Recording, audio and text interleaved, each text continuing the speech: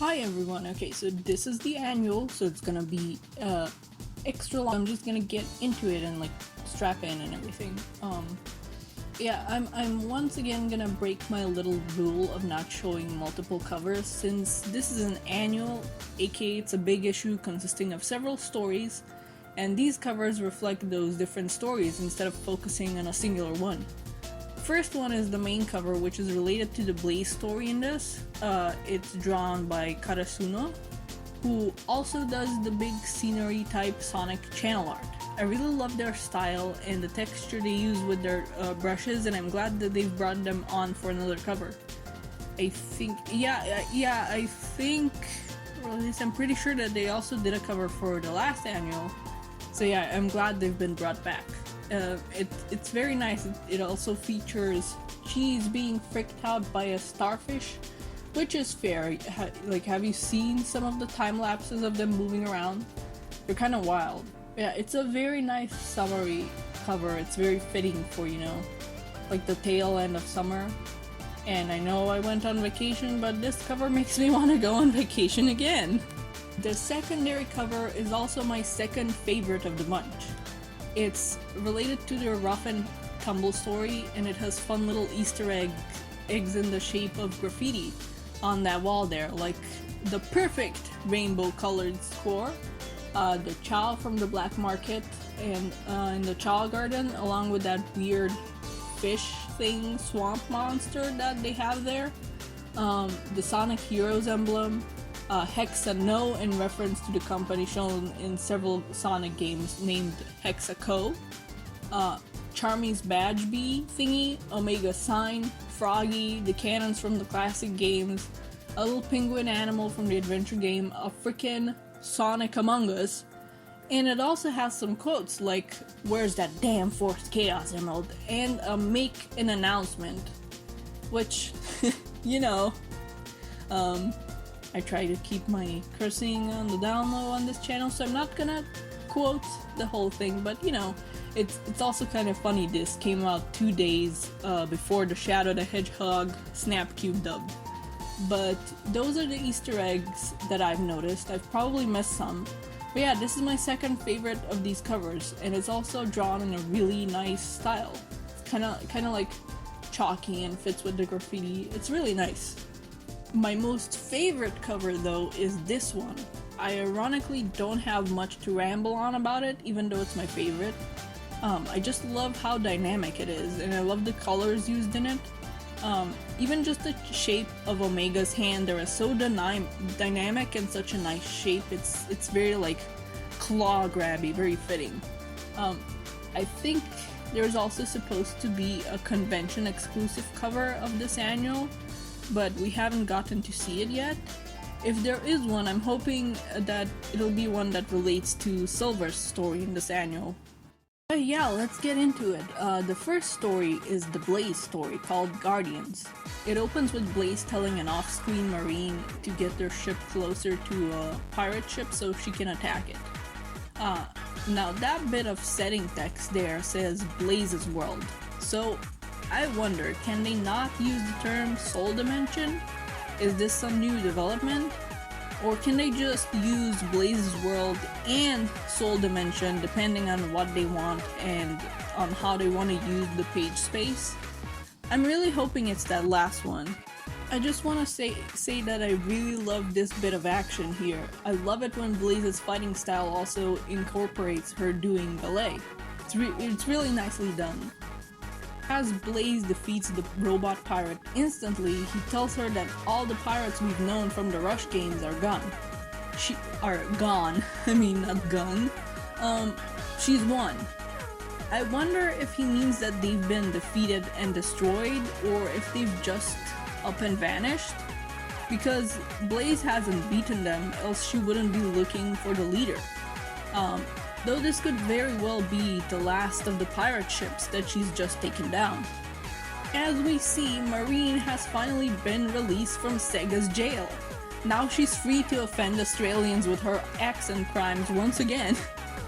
At first, honestly, I wasn't sure if we'd see her, because first she got referred to off-screen, and then we just saw her back and she was kind of in the shadows. So I was like, is this gonna be all we see of her? Like, was this a compromise? But no, we do get to see her. So I'm glad for that. Blaze says she still can't relax even with the pirates presumably gone. She still has responsibilities, you know, she's a soul guardian and she's a princess of a whole freaking empire, so Marine tries to convince her that that doesn't mean that she can't ever relax, but it's to no avail. But it seems that she has an idea on who Blaze can talk to so that she can get convinced to relax a bit. Oh heck yeah, Knuckles gets to be here too. This is why I love these annuals. We get to focus a bit on characters that don't really get much attention in the main series. I hope this changes for the both of these characters, but I'm glad that they've found a workaround here with a little story that focuses on them. The reason that we don't see much of them is Blaze is in the Soul Dimension and Sega has decided that Knuckles just has to be sidelined and stuck on Angel Island. But in this case, Blaze has found a good reason to travel to Sonic's world and she wants to talk to Knuckles, so she goes to Angel Island and we get to see both of them get some attention. Specifically, she uses the Soul Emeralds to travel across dimensions and they teleport her to Lava Reef Zone, very fitting, very fiery. She's here because Knuckles would understand her on some level, being a guardian himself, so she's hoping to get his opinion. If she can relax and step away occasionally, or if she should be honoring her responsibilities at all possible times. They talk as they walk through Lava Reef Zone, with the scenery around them changing to the more cooled down blue part of the second act from the games. Thanks, Motorcycle. Anyway, we get this little glimpse into how things work in the Soul Dimension, like how Blaze has the time to go around chasing pirates and adventuring if she's a princess. Knuckles understands that even though Blaze can afford to step away, she has people to help her run her empire. Her soul emeralds are safe and she can make sure they're even safer. But even with all that, she doesn't want to step away because something could go wrong while she's away, and he understands that. But even though he tells her to take a vacation, Knuckles is kinda in the opposite situation. He's on his own on the island. He can't take the Master Emerald somewhere safe, and like, well, safer than, you know, out in the open, or have it on his person. But I just wanna say, you know what, Sega, I think Knuckles should take more gambles. He's like, I'm always taking a gamble when I'm leaving the island. Well, he should take more gambles. He's alone on the island, but it's not like he has no friends. And instead of being all, "Buh, Knuckles doesn't trust anyone to guard it," well, have them guard it. Have him join on more adventures. I miss him. But, anyway, last thing I want to say about this page is that the panel with the stars is gorgeous. Knuckles has one hell of a view.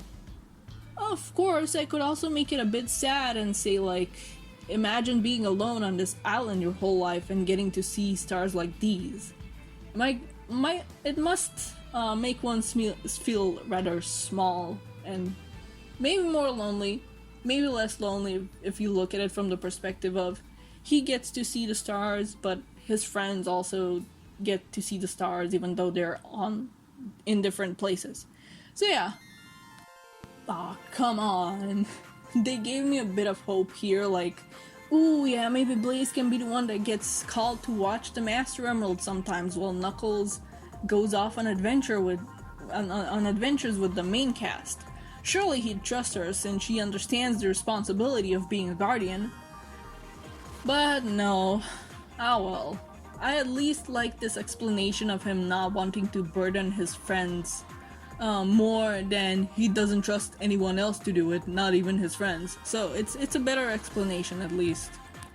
Back home in Coral Cave Island, Blaze hides away the jeweled scepter and heightens security around it, and I think the soul emeralds too, as she prepares to go on vacation.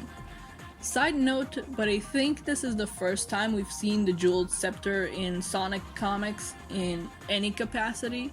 I don't recall it appearing in the Archie comics, and I think it definitely hasn't appeared in the IDW comics. So yeah, first 2D appearance of the Jeweled Scepter. That's nice.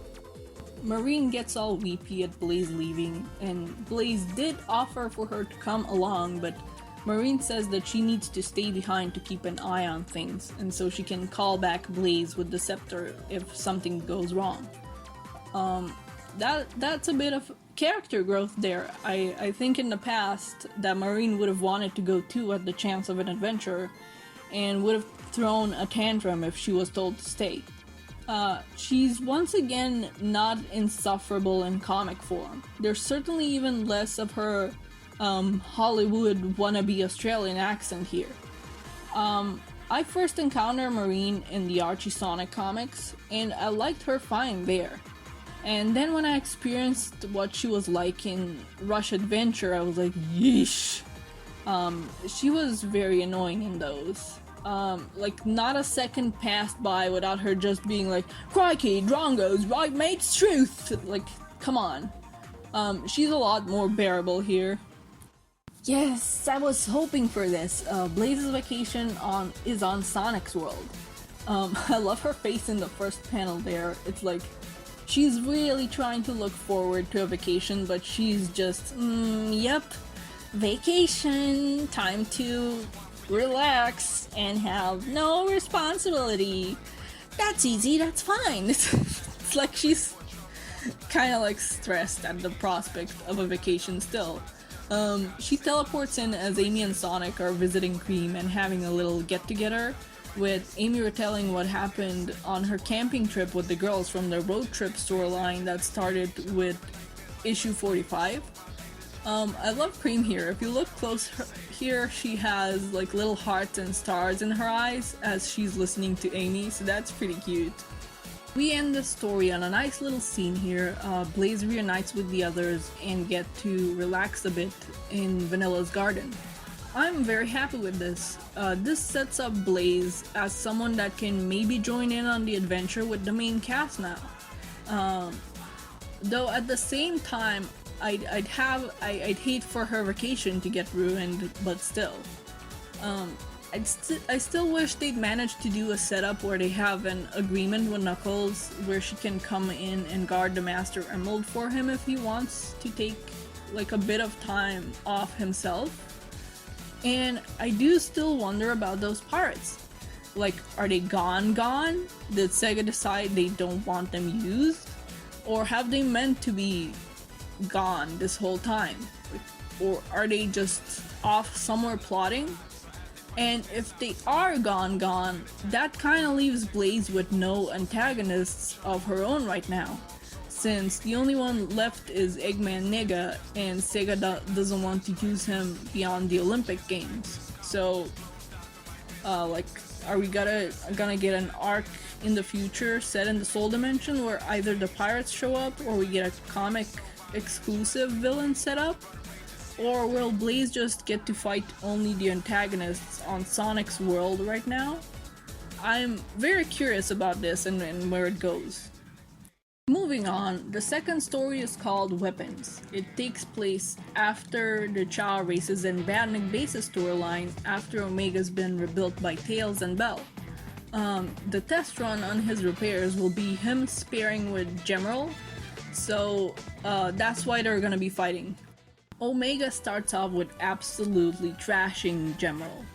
He says how he once fought Sonic to a standstill, but theorizes that he's gone soft due to, in Omega's words, caring for the small meatbag rabbit girl.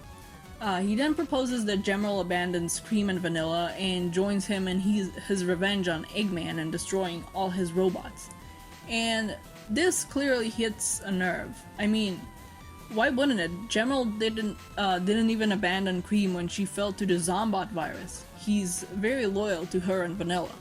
Oh, I love this. After fighting back, Gemerald rejects Omega's offer. He's still the evolving robot he started out as, but he's no longer a battle robot, or at least he doesn't see himself that way. He doesn't want his past to define who he is now.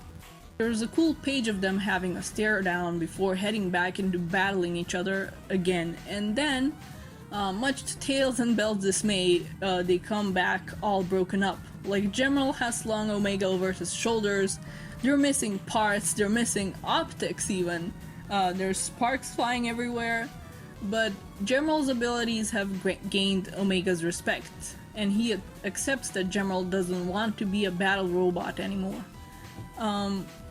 I like the story in that we focused a bit on these two bots, especially the part with General not wanting his past to define him. General is definitely one of my favorite unexpected parts of the IDW comics. I didn't really expect him to come back after Archie Sonic was cancelled, and I definitely didn't expect him to come back in a way that's like canon to the games, but never shown. Because at the end of Sonic Advance 3, we see he's with Cream and Vanilla, but he kinda just got forgotten after that. So to have him come back in this way and see what he's been up to after his game appearance is great. I kinda hope that maybe he'll get to appear in the games again, but I don't know if he's popular enough, but I definitely like him well enough, and I like that we finally get to see a glimpse into what's been happening with him after Sonic Advance 3 and what his personality is like now that he's you know, a good robot. So yeah, I like this, and I like that Omega actually respects him now, so that's nice. The third story is Hero Camp. It's about Cream visiting a camp that was clearly made by these kids. There's a kid from the last annual too, along with his friends. I can't remember if these other kids were there last annual, but I know the Pink Fox was. But yeah, that's the kid that was among the first infected by the Zombat virus in Spiral Village last annual. Stand corrected. The camp isn't made by the kids. The reason it's all wonky and not at all like what the brochure Vanilla had is because Orbot and Cubot put it together. Because they're sure that these kids can give them information on Sonic and the restoration. Rather than learning to tie knots, they tie the kids up and tell them that these are ropes meant to keep Sonic caught, though they don't outright say that they'd be for Sonic. But it turns out Sonic would be immune to rope. Because Cream just gets like a sharp piece of wood and gets out of the ropes just fine, and says that Sonic said that his spines are sharp and they can get through ropes, so she kind of gets inspiration from that. Next, they're building a hideout, aka like a treehouse, but Orbot and Cubot want a recreation of the restoration HQ, so they ask Cream about it. She's kind of weirded out because, like, if they know Sonic, wouldn't they have seen the HQ at least once? But she indulges them anyway, and then Orbot panics over being inaccurate and causes the treehouse they were making to crash down. By this point, the kids are pretty down. They haven't had fun all day, they don't feel up to telling scary stories with badniks in them, and they just want s'mores. Orbot and Cubot, being robots and not being allowed any fun by Eggman, don't know what s'mores are, and the kids are all like and they go get them under Cream's lead. This is kind of funny to me because I've never had s'mores, but that's because until recently there were no marshmallows where I live, and there's no graham crackers. I only know what those are because of my long distance friends, so I guess these kids would beat me up over not having had s'mores. In the end, Vanilla comes to pick up Cream and asks her if she and her friends had a good time learning to be heroes. Cream says they did, not telling her about the mishap, and says that they learned that they already were heroes. The last panel is Orbot and Cubot being caught and being silly because they're proud of their captures. And the kids even identified themselves as part of the restoration and left them with a s'more. This was a fun little story. I like the focus on Cream, since even though she's around in the main comics, Sega don't really let her be part of the action too much, given she's a little kid. And seeing a couple of the kids come back from the last annual is nice too. It's fun imagining that they're gonna be like the next generation of heroes, like one day, you know? It's fun. The next story is called Future Growth, and just from this first panel, we are in for a real visual treat. The art is gorgeous. The colors and the shading look amazing. The art is by Evan Stanley with colors by Gigi Dutre. Apologies if I mispronounced that last name, but the story is also by the both of them. And seriously, look at this. The little details, like the dirt untangles hands because she's pulling out all the carrots. The little, like, there's stuff happening in the background, and even in the foreground, like you see Belle's hand there. And I love Charmy and Vector in the background. They're having a real "what do you have? A knife" moment there. World-wise, I also love that we get to see that the garden at Restoration HQ is thriving and that they're growing their own food. Silver seems quite down and stressed out though. Amy thanks him for coming to Harvest Day, and he was very haha yeah, that's totally why I'm here, so something's up. But nobody seems to notice except for SPO. Silver steps away for a bit and SPO follows him to ask him what's up. And from the look of things, we're getting something that I'm sure others have been wondering for a while. Is Silver okay? Like constantly having to fix the future and by proxy having to see the future get ruined a lot. The answer is no. No, he is not okay. It's taken its toll. Nobody else in his time has seen or remembers the things he has. And now he's like back in the past again, and you know, it's stressful for him. Kind of touched upon actually that Silver gets sent back to the past, usually in times of crisis. How or by who is unknown, but there is no crisis in this time or in his time or in the present right now, so he has no idea if he's missing something or if some disaster could strike tomorrow, and like why he was sent back this time. SPO says how he can't let fear get to him, or that could be his downfall. And Silver asks how to deal with fear, so SPO tells him how he deals with it personally, and that he should just be with his friends and enjoy the current peace instead of being stressed out even when things are okay. Side note, but I love how Evan Stanley draws SPO. I need more of her drawing him. Silver calms down even though he's still scared, and then he gets to hug SPO before he gets called off because Charmy's joined Tangle in the potato shenanigans. This is cute. I'm sure SPO Silver shippers will go insane over this. Having seen Rivals 2, I still don't really get the ship, but you guys have fun. And I think it is pretty funny that Silver keeps getting these interactions while having to do around the garden at the Restoration. Like, he gets to interact with people that he's canonically friends with, but we don't see him interact with much. Like first it was Blaze and now it's SPO, so that's kind of I don't know if that's an accident for that to be a running thing, but it's nice. But anyways, I think that this with SPO and Silver is nice in a platonic sense too. I mean, we saw them kind of become friends, and like a lot of other things, it wasn't really touched upon or referenced since, so getting to have SPO and Silver interacting is nice. Getting some hint of how Silver keeps ending up in the past is nice too, even though we didn't really get concrete answers. The art was super nice though, like, again, gorgeous lighting, and I loved a lot of the composition of the panels too, and like the palette in it, like of them being in the woods. It's really nice. Next story. This one focuses on Jet the Hawk. I've legit seen people get angry over this panel, like, boo, this isn't what his room looked like in the games, when I'm pretty sure what we saw in the games was a sort of office space. Besides, he's a teenager that thinks he's great and amazing and the best. You can't tell me that his room wouldn't be A, a mess, B, full of stuff like this where he's like, yeah, you're a king and you're handsome and great. He has a stud shirt. That's hilarious. I'm sure people have already drawn him in that if they're not busy being angry over things like. And there's a photo of him and Sonic, but he's ripped Sonic away, so it's just him. But this also shows that Jet's dad is alive.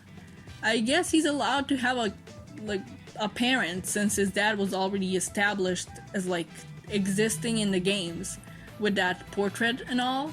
But he's also alive. I don't know why we all expected him to be dead. I guess we're just used to parents not existing in this franchise except for Vanilla. And also, he has that Babylonian rug in his room. I can't remember which game it was from. I think Riders 2, maybe 3, I think it was 2. Either way, he's got it. Got it all. A dad and a rug. He was preparing a calzone, but then a wisp steals it, and it's none other than Whisper's Cyan Wisp. He's busy yelling at Whisper and the Wisp over the loss of his lunch, and ends up grabbed by a giant badnik that Whisper was waiting to take down. Now Whisper has to rescue him and is attempting to do so on his extreme gear per his instruction, but it isn't really going well. Jet just keeps talking, and he manages to make Whisper snap and yell. She does take down the badnik and rescue him, but holy crap, Whisper yelling. Good job, Jet.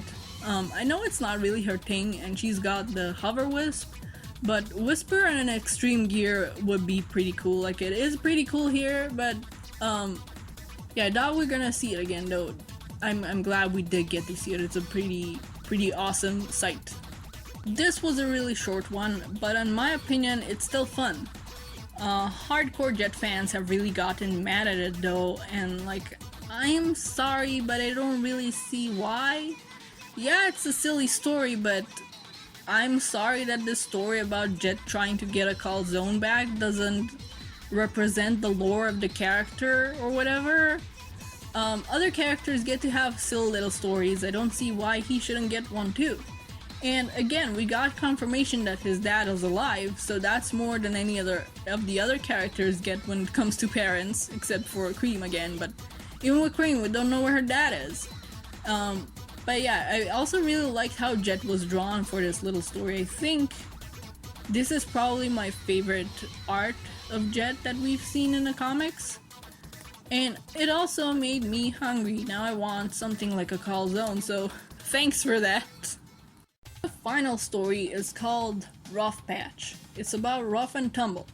They're making a plan, but Tumble doesn't really like the rhyme that Ruff has come up with for this plan, and that's why he doesn't want to hear the rest of it, like the rest of the plan. They get into a fight and part ways. Typical sibling fight, honestly. They've both planned a heist at Jules Mineral Museum at the same exact time. There's a great page of them still doing a rhyme, even though they're away from each other and on opposite sides of the museum. So I suggest you check this comic out to like see that for yourselves. I don't know how smart it is to just full on advertise like, hey everyone, we've got one of the Chaos Emeralds right here. A heist was bound to happen.